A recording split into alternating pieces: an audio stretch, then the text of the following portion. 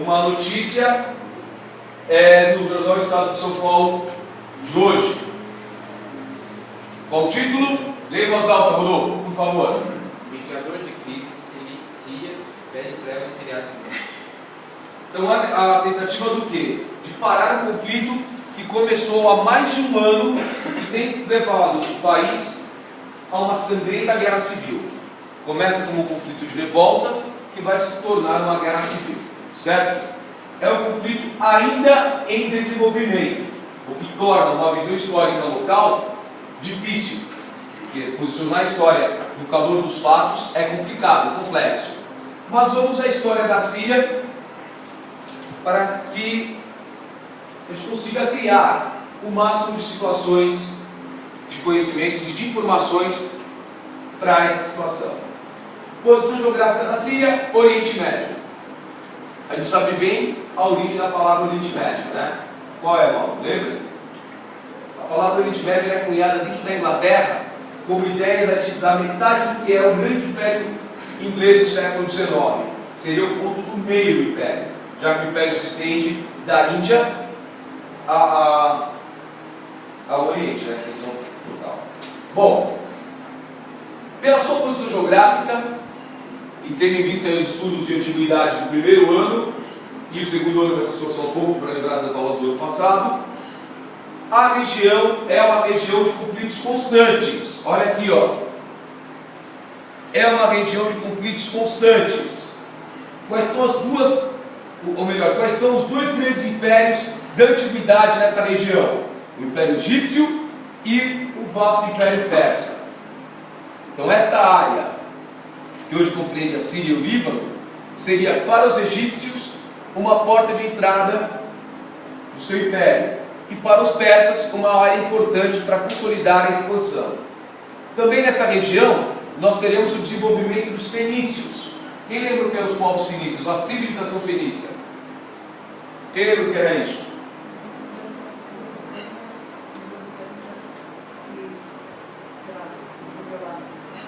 A Mesopotâmia está um pouquinho para cá, ela não faz parte dessa civilização mesopotâmica. Mas os fenícios seriam uma das primeiras civilizações a desenvolver o comércio marítimo.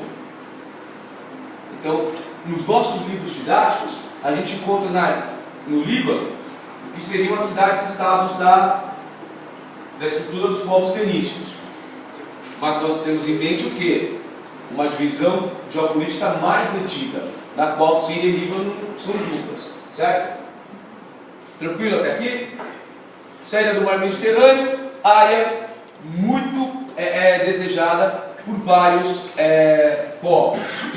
A partir do século VII, nós temos o quê? A expansão da civilização muçulmana. Também temos estudado por nós já, o que facilita o nosso trabalho. A partir da grande expansão islâmica, um vasto território foi dominado pela cultura, ou melhor, pela nova cultura, fundada por Maomédios em 622, certo? A chegada dos muçulmanos à região provocou o quê? A adesão da religião muçulmana. E nessa área nós teremos a resistência das culturas locais, a manutenção dessas culturas locais. Do século VII ao século X, a religião muçulmana foi a que se sobrepôs na região. No século X, nós temos a chegada dos cruzados. Os cruzados europeus chegam com a cultura cristã e conseguem construir em regiões igrejas e pequenos feudos, nos quais nós teremos a expansão da fé cristã, e daí o início da nossa aula, né? Será que tem cristãos na região? E vocês pontuaram que sim. Tudo bem até aqui? É uma história de longa duração aqui, senão a gente vai ficar 2 dias explicando. Bom, a partir do século XVI, a região é dominada pelo grande Império Turco-Otomano. Nós temos aí, durante o domínio turco-otomano, um pequeno período de domínio egípcio sobre a região, e já o início da interferência europeia no século XIX. No século XIX, os europeus estão começando o colonialismo, e a região é uma região importante para as ambições europeias. Os franceses se aproveitam de um conflito no qual envolveu cristãos e muçulmanos, e na justificativa de proteger os cristãos, os franceses começam a enviar tropas para a região.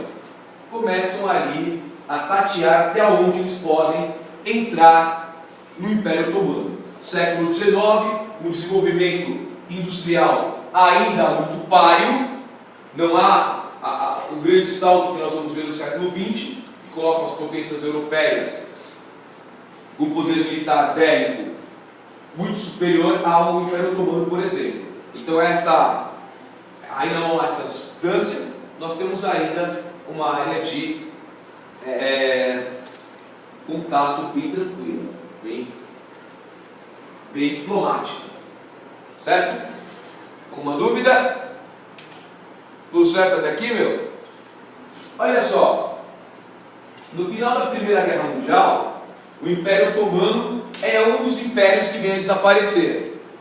O final da Primeira Guerra Mundial levou à destruição de muitos impérios. Na Rússia, o Império Russo virou uma nação socialista, um Estado socialista.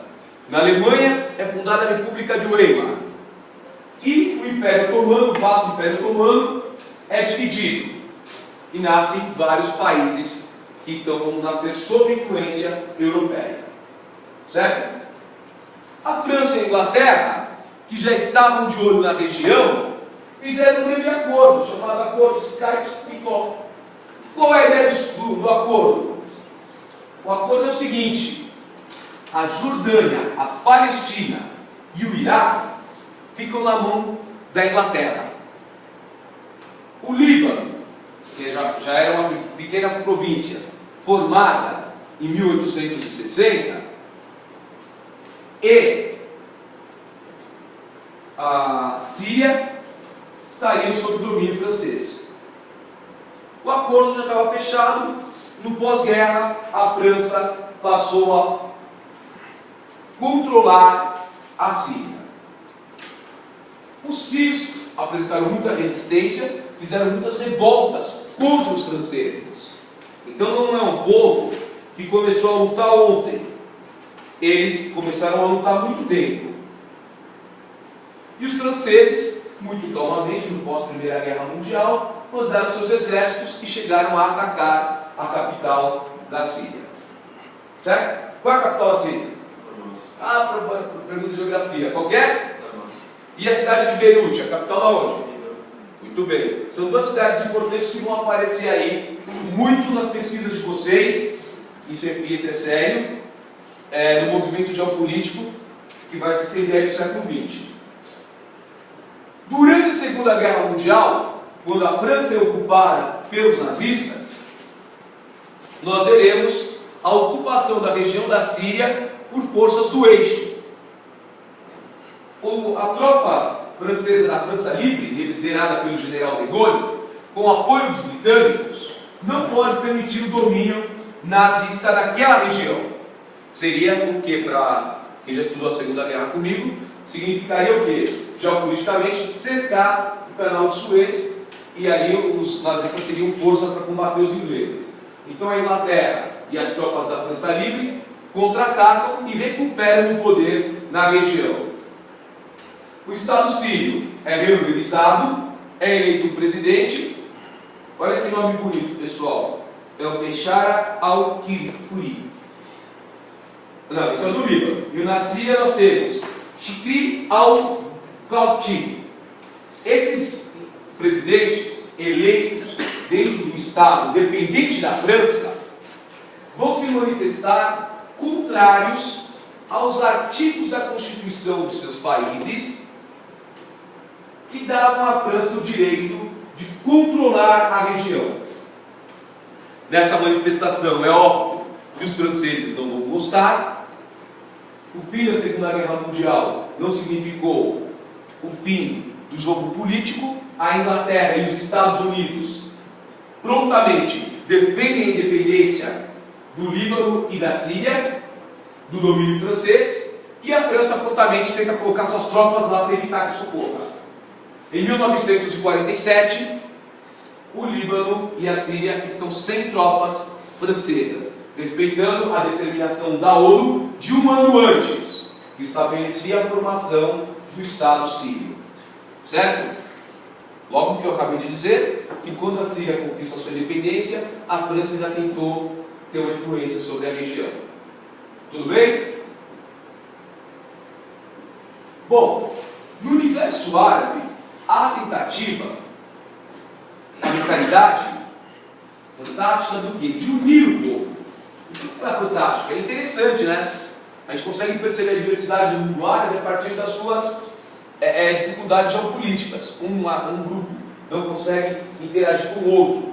Mas, entre o ano de 1958 e 1961, ocorre uma tentativa de se fazer o quê? Unidade de nações árabes. O Egito propõe, aí com apoio sírio, a fundação da República Árabe Unida. A República Árabe Unida seria o quê? Egito e Síria. Volta um pouco para entender o que isso significa no mapa. Olha só. Egito, Síria. Quem ia ficar no meio? O controle do largo estado do mar Mediterrâneo deixaria o Estado sionista de Israel no meio, a Jordânia cercando aqui, logo há um grande acordo ali, né? Vamos pegar o Estado de Israel, retomar o Estado de Israel. Até porque, no ano de 48, 2 anos depois da independência síria, é criado o Estado de Israel a partir da divisão da Palestina. Os árabes não vão aceitar a divisão da Palestina. Quem controlava a região da Palestina mesmo? A Inglaterra. O acordo dito aqui na aula foi a Inglaterra. Então, nesse momento começa a ser um outro clima de tensão. Esses países árabes começam a se posicionar contra a formação de um Estado sionista. Tudo bem?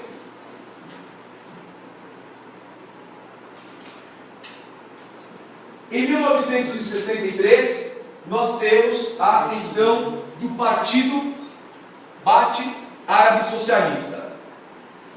A tentativa de unificação foi curta, mas logo depois é um partido forte. Esse partido é forte até chegar ao poder. Quando chega ao poder, ele se divide em facções. E as facções enfraquecem. Por quê? O poder fica fragmentado. Esse poder fragmentado levou o quê? Ao enfraquecimento do movimento. Em 1966, em meio à reorganização política, em meio aos conflitos internos, nós temos a expulsão dos principais líderes e fundadores do Partido Socialista do Baath. Eles são expulsos. E começa um movimento dentro da Síria muito mais radical contra o Estado de Israel. Essa posição radical contra o Estado de Israel vai ser engrossada pelas falas de um líder político da época chamado Nasser. O Estado sírio vai participar diretamente de 3 conflitos contra os israelenses. Esses 2 merecem destaque. Por que merecem destaque? Porque nesses 2 algo vai acontecer de negativo para os sírios. Em 67, na Guerra dos 6 Dias, a região das colinas de Golã foram tomadas pelos israelenses. Tomaram e não devolveram.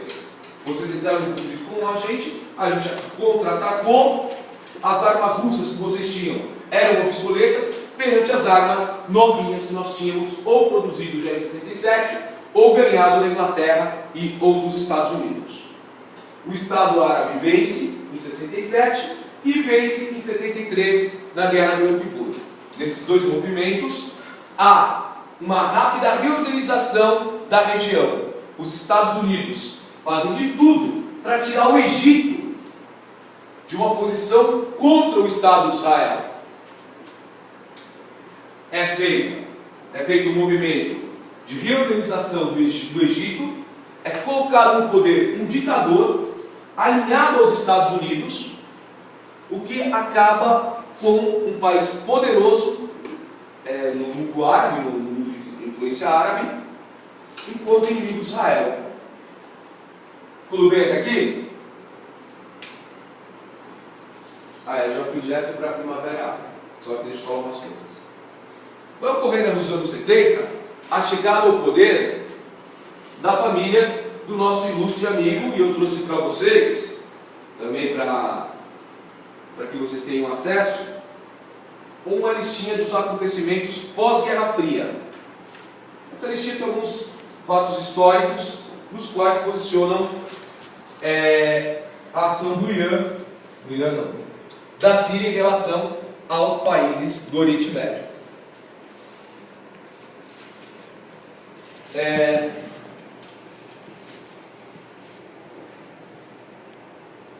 Hafez al-Assad é o pai do atual presidente da Síria, do Bashar al-Assad. Então, quando chega ao poder o Hafez al-Assad, nós temos um movimento de centralização política clara e nítida. É estabelecida uma ditadura. Uma ditadura interessante, porque na construção das ditaduras pós-anos 60, há um projeto de eleição. Nesse caso, o al-Assad foi reeleito 4 vezes para o cargo, 5 vezes para o cargo, até sua morte.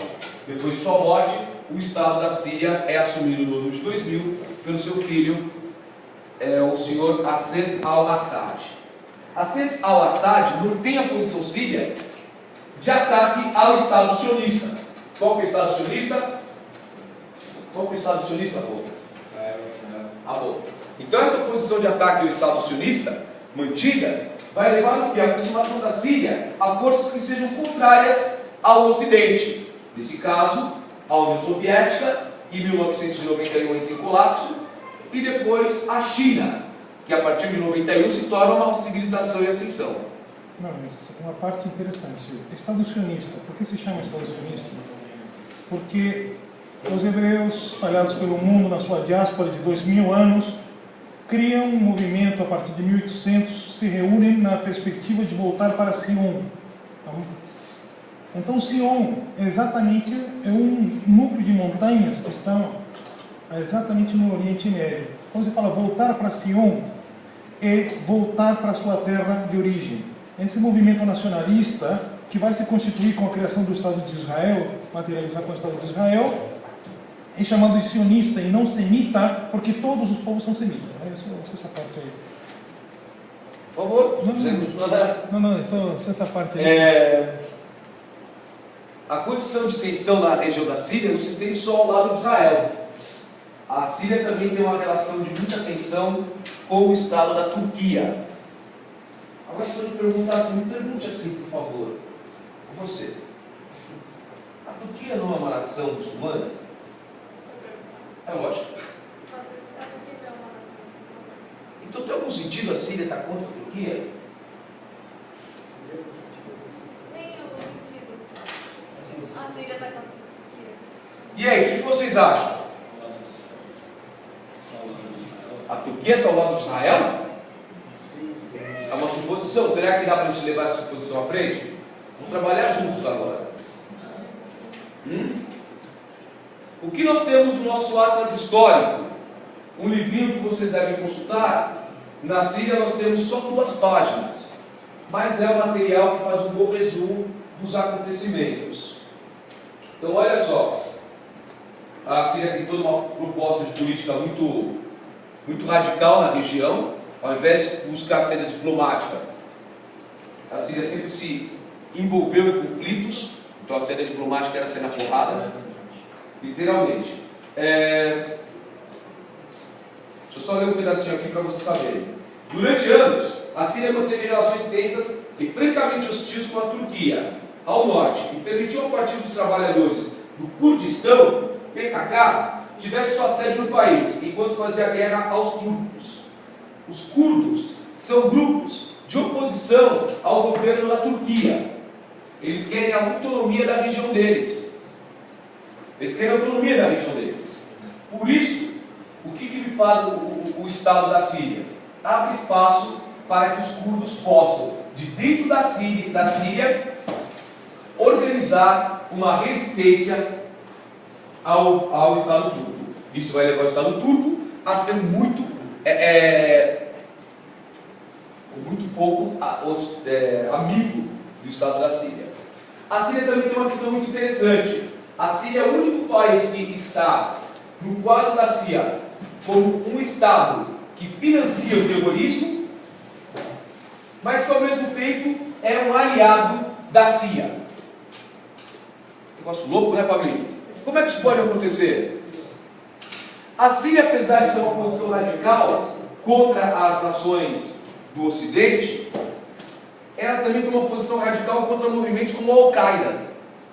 Então, na formação da Al-Qaeda, durante uma boa etapa dos primeiros anos do século XXI, os sírios não viam com bons olhos o domínio da Al-Qaeda na região do Oriente.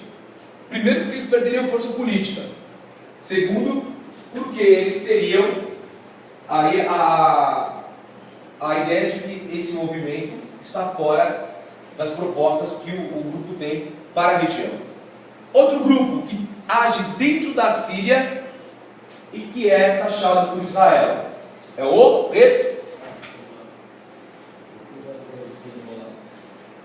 Hezbollah, é isso? É ou não é? Você acha que é ou não é? Você está com uma cola aí, olha a sua cola mesmo. Não tem. Pô, você está muito fácil.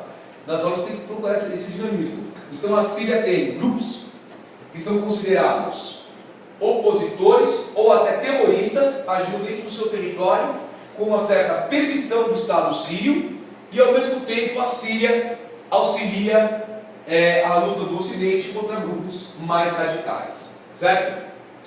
Até aqui tudo bem? Pablito, quer colocar alguma coisa? É importante dizer o seguinte, que há um elemento que também está sendo discutido, e isso é um elemento muito contemporâneo. Isso a partir do Irã, com a revolução e a vitória da revolução iraniana, que traz algum elemento teológico na política, que na verdade é uma grande desculpa para trabalhar a grande política. E podemos dizer que dizer árabes é uma resposta que atende a tudo, e ao atender a tudo não responde a nada. Porque árabes podem ter xiitas, podem ter sunitas, podem ter berberes, podem ter alauítas, que é exatamente a etnia ou a variante muçulmana do xiismo que está na Síria. Que por sinal, o mais interessante de tudo é que nesse conflito, os grupos cristãos, que teoricamente seriam contra, são os maiores defensores do Assad. Por quê? Porque eles tendem a Assad um espaço de respirar. Eles não sabem se respirarão com grupos mais fundamentalistas chegando ao poder. Esse é um outro elemento importante. Por que não caiu como caiu o Gaddafi? Essa é uma outra questão que talvez vai ser tocada. A gente vai tocar aqui na... Então... Eu queria aproveitar que você citou os grupos. Eu não ia citar os grupos, os alauítas. Os alauítas, eles são observados na organização da formação do Estado como um grupo que ganha muita influência. Mas dentro do mundo muçulmano, é um grupo que não está enquadrado ainda na ideia de que maneira que eles adotam o Islã. Então é um grupo muito particular na Síria, esse grupo alauíta. E eles são resultado do quê? Da resistência das primeiras culturas sírias. Bom, aqui nós temos a primeira imagem do que é a Primavera Árabe. Então a Primavera Árabe, nós vamos ter uma definição do que foi, mas atacou o quê? Principalmente os estados nos quais, no primeiro momento, dá a impressão de que o Ocidente não tinha domínio. De jeito nenhum. No Egito o Ocidente domina, mas era uma ditadura, mas era um aliado aos Estados Unidos. O que acontece no Egito hoje? Manifestações contra a junta militar que tomou o poder. A Líbia sim, a Líbia sempre foi uma pedra de sapato no Ocidente. Tanto que o senhor Gaddafi, que é esse senhor aqui do cantinho, ó, é completamente destruído. Em 6 meses de guerra civil, com apoio nítido, mas assim, uma cara de pau. Os aviões italianos e franceses bombardearam áreas líbias, acabaram com as forças líbias e o Gaddafi foi morto pela população.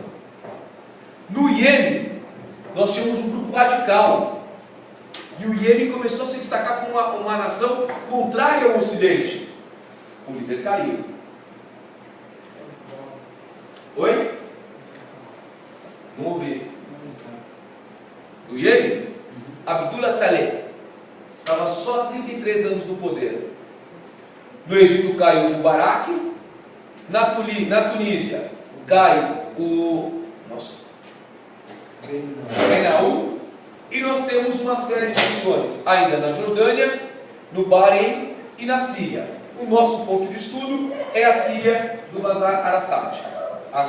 Perdão. Aí foi um generoso, colocaram lá o rei Hussein na Jordânia. Está aqui, ó. Tá aí? Não, tá. Do lado, filho. É. Do lado. Bom, por que está essa situação geopolítica? Ou por que vai se definir a ideia de Primavera Árabe? E aqui, Paulo, eu pensei o quê? Primeiro trazer a ideia da Primavera Árabe, para que a gente pudesse entender um pouco do que é essa convulsão social que tem ocorrido na Síria. Esse pequeno histórico que eu dei é por culpa do tempo, senão a gente não consegue ver tudo. Mas já deu para ter uma ideia de que a região é uma região de tensos conflitos. Bom, as nações árabes são governadas ou por monarquias absolutas, ditaduras militares ou teocracias. E ainda por cima estão sentadas aonde? Das maiores reservas de petróleo do planeta. A partir do ano de 2011, começam movimentos pró-democracia, que se espalham pelo norte da África e o Oriente Médio. Em razão do quê? Da condição de vida. Acredita-se que a crise gerada pelo aumento dos preços de alimentos, pelo desemprego, pela insatisfação de uma geração de jovens que buscam a liberdade, tenha motivado o que vai ser genericamente conhecido como Primavera Árabe. Certo? Tudo bem? Sim. Pode falar.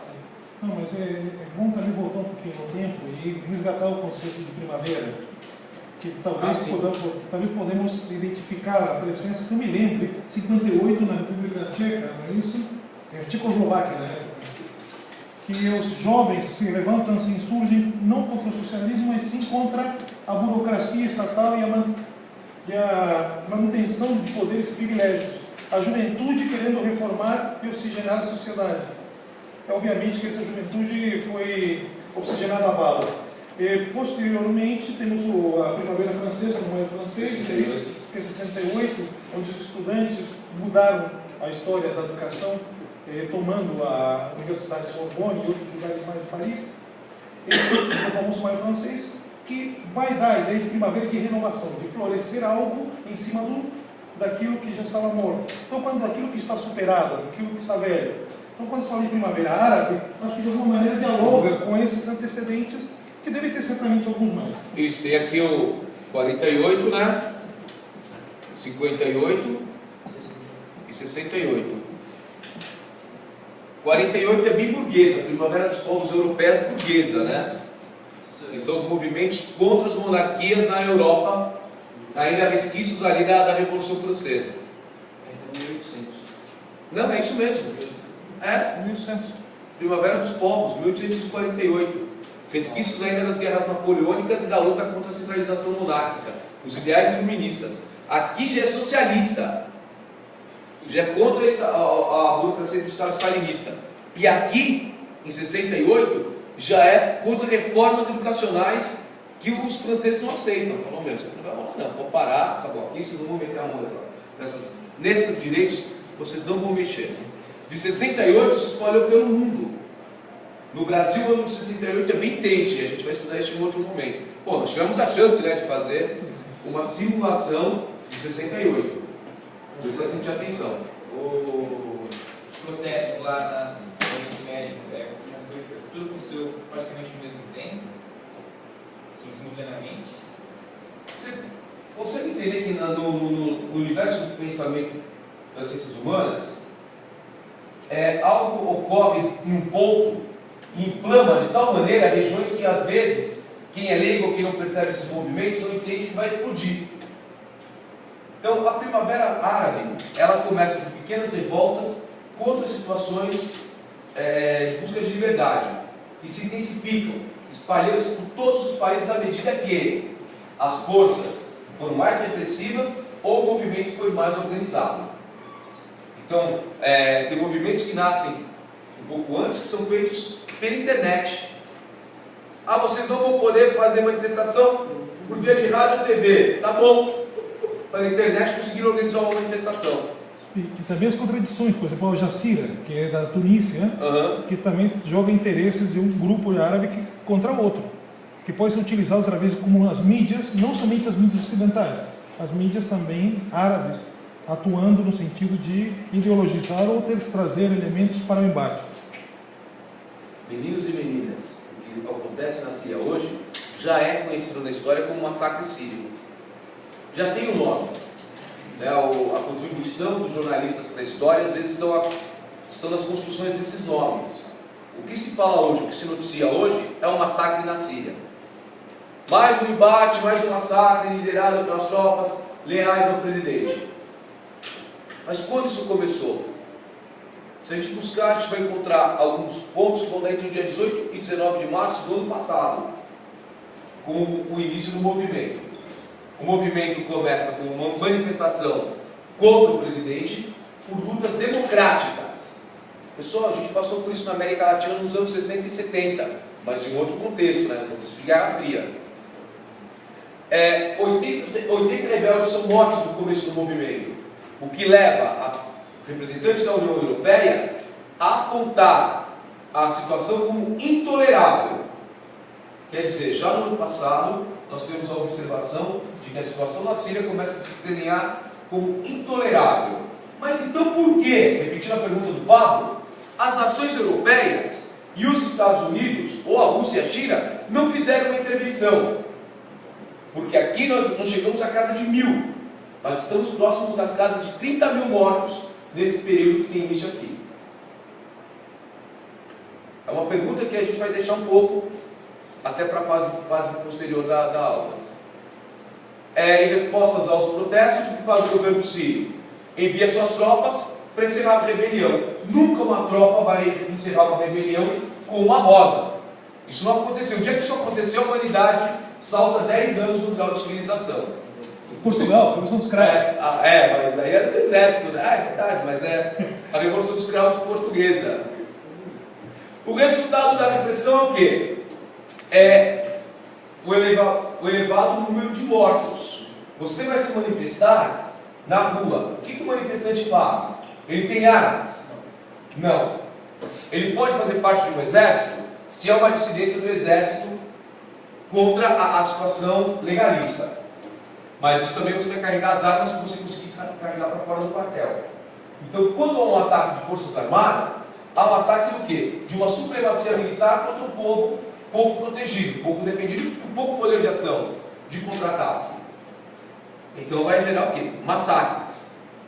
Quando começam os massacres, esses civis, eles vão evitar o confronto. Olha, eu sou burro, meu. Quando eles evitam o confronto, se forma um exército.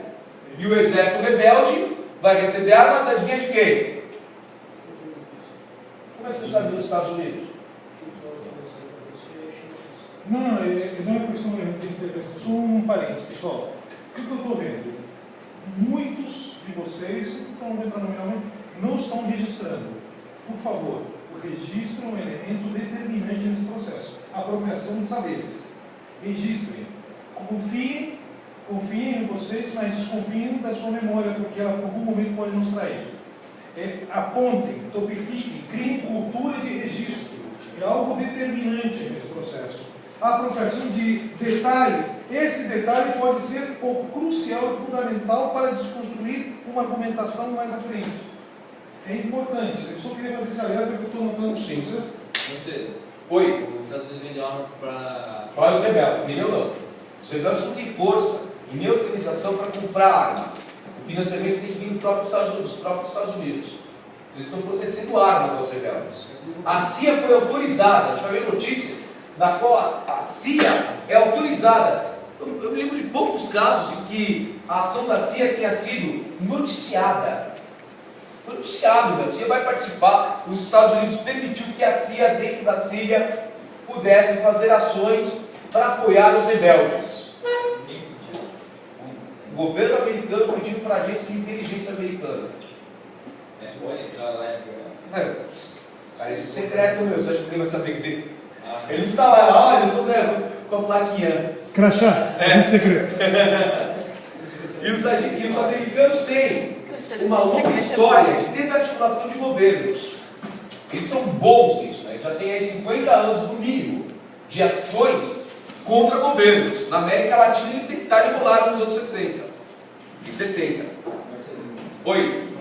E o governo, ele está por os países da A Rússia continua vendendo armas apesar das solicitações de parada dos países do Ocidente. O governo X. A Rússia está vendendo, inclusive, armas pesadas. Mas há um elemento também que levar em conta. E conta, de fato, com algum apoio popular. Porque senão já teria ruído que nem jaca podre. Olha o tempo que estão lá e olha a quantidade de avanços com todo o apoio logístico, com toda a desconstrução midiática, com tudo, os caras ainda estão no poder. Não foi a Líbia, que o cara foi pego na rua, jogado na rua e o pessoal entra chibatado no sujeito. É um cara que estava no poder há mais de 40 anos. Então imagina, um líder com mais de 40 anos ser morto no meio da praça. Tem uma cena fortíssima, né? O Gaddafi sendo puxado pelo cabelo assim e imagina um homem que é intocável um ano antes. Sem camisa, puxado pelo cabelo, ensanguentado, no meio de uma praça com área transportando ele. Impressionante a cena. Agora, isso que o Paulo coloca é muito importante. Por que o governo não cai na Síria? Isso é algo que a gente tem que tentar entender. Eu tenho 2 vídeos, um de 9 minutos e um de, acho que, um menor de 8. O primeiro trata da origem da primavera árabe, que vai servir para nós como uma visão ampla dos acontecimentos no Oriente. Não se esqueça, o que é muito importante para cada um dos países e determinante é estudar uma série de conflitos que a gente não consegue citar aqui. Então há um conflito no qual a Síria, parte do exército sírio, quer fazer uma intervenção militar na Jordânia e o governante da época não quer. E ele não permite que as forças armadas vão em conjunto atacar a Jordânia. Então vão os tanques e não vai apoio aéreo. Tanques sem apoio aéreo não tem a menor chance. Se o outro lado tiver aviões antitanques, os tanques vão perder. Certo? Então, tem vários pequenos conflitos, eu citei 2 aqui só para a gente ter uma ideia, que envolvem o universo da Síria. A Síria é uma nação que tentou, a todo preço, a todo custo, criou, né, de fato, uma grande área de influência no Oriente. Só que ela não tem força militar para isso, né? Agora vamos dar um complicador para vocês. Que vocês afiem seus argumentos, porque quem vai defender a Síria vai ser aquele que foi delegado da Síria na FAAD, o Danilo. O Danilo vai ser Síria. Ele foi o delegado da Síria na FAAD. Pode, não, ele já pode colocar. Ele já falou que vem, então já pode colocar Danilo lá. Prepara os argumentos. E outro, olha aqui só, para você ter uma ideia, só nessa página, entre 2000 e 2004, há uma série de acontecimentos dentro da Síria.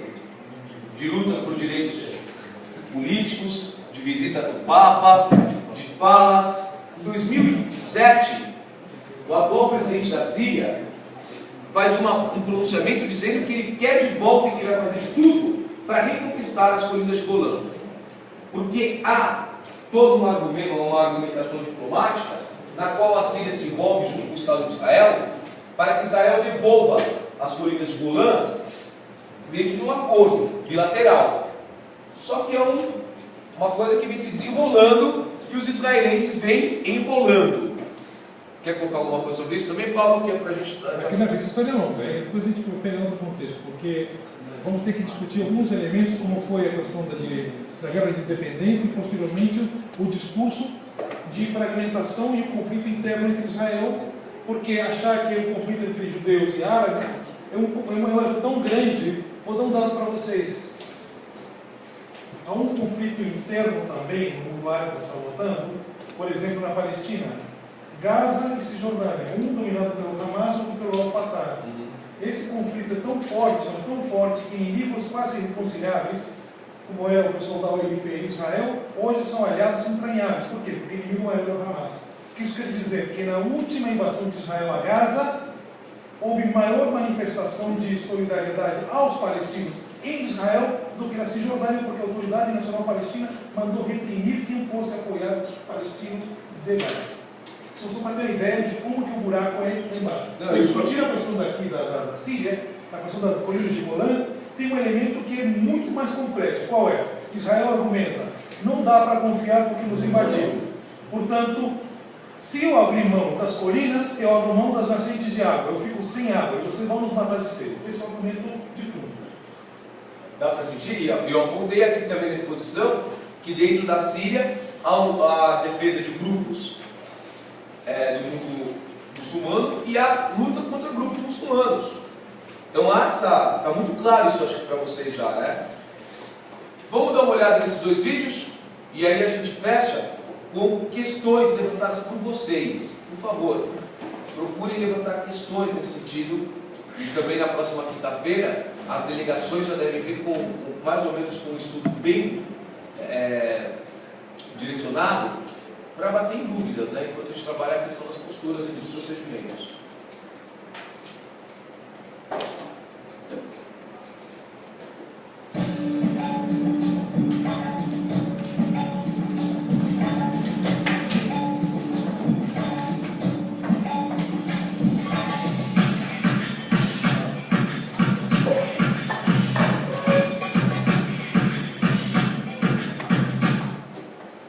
Esse vídeo ele não baixou direto como o outro. Vocês viram que eu fiquei tentando puxar? Será que você baixa a solução? Bom, baixa a resolução.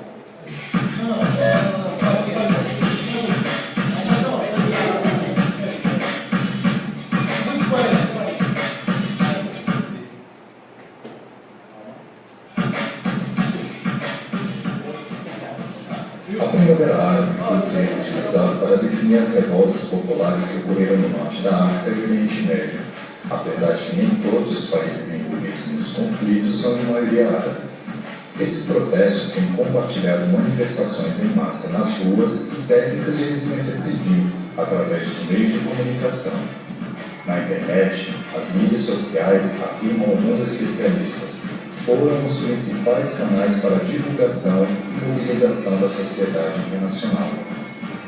As revoltas tiveram início na Tunísia e se espalharam pelo Egito, Líbia, Argélia, Bahrein, Iraque, Jordânia, Síria, Omã e Iêmen. Houve pequenos protestos também em Kuwait, Líbano, Marrocos, Arábia Saudita e também no Sudão. Mas para você entender melhor a história, vamos voltar um pouco no tempo e saber como foi o início de tudo.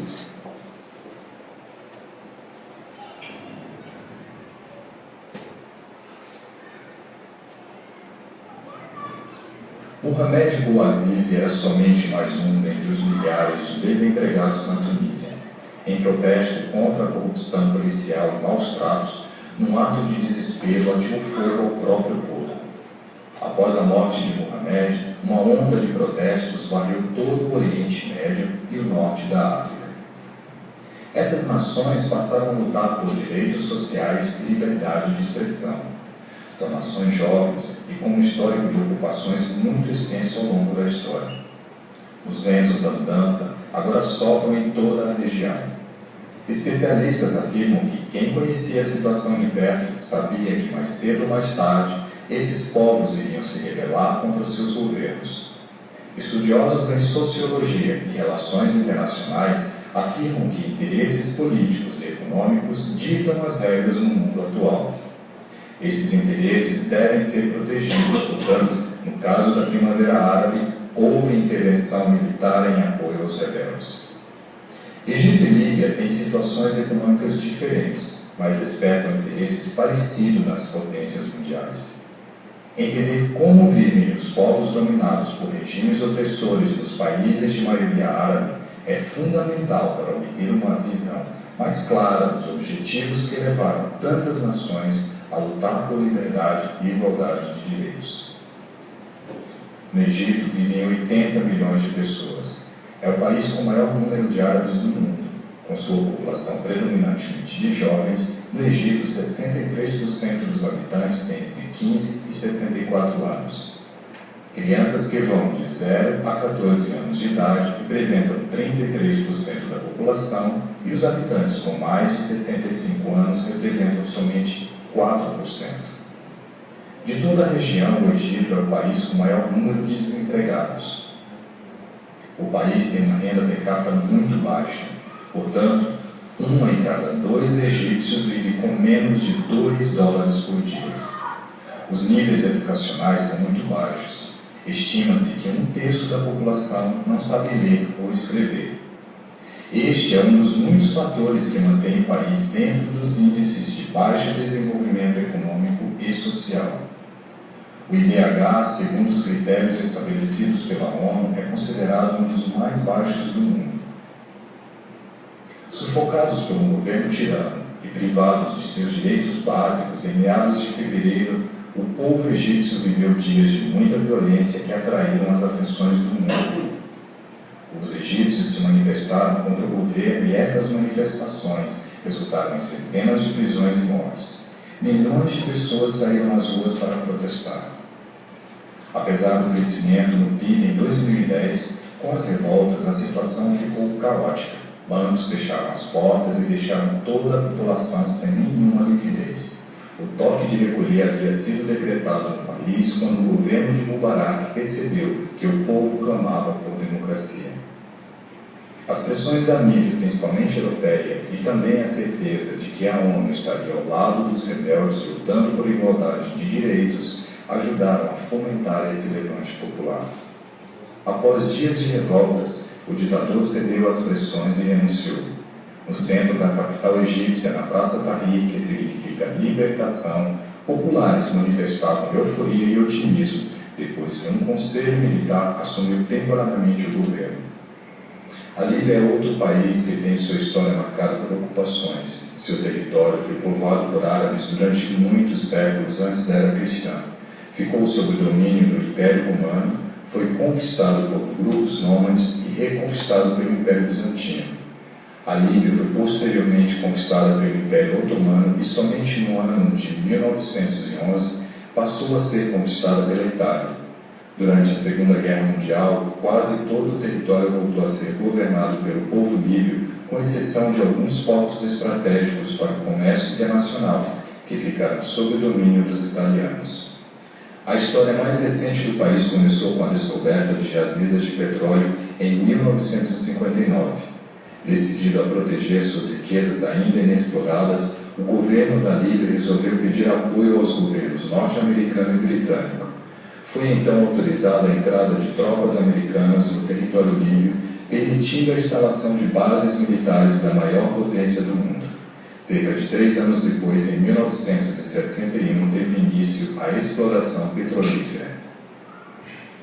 Em 1969, um grupo de radicais islâmicos liderados pelo coronel Muammar Gaddafi derrubou a monarquia e instituiu a República Árabe Popular e Socialista da Líbia.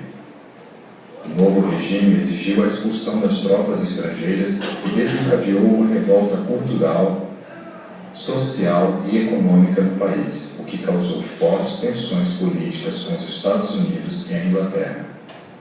Durante a Guerra Fria, a nova ordem da Líbia se aproximou da ex-União Soviética, manifestou oposição a Israel e declarou-se radicalmente contra o imperialismo americano.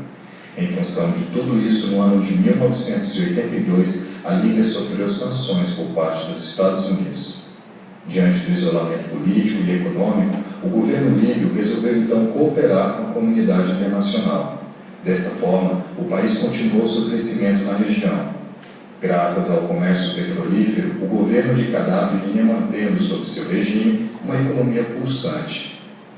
Atualmente, a economia da Líbia depende quase que exclusivamente do petróleo, que representa 30% do PIB.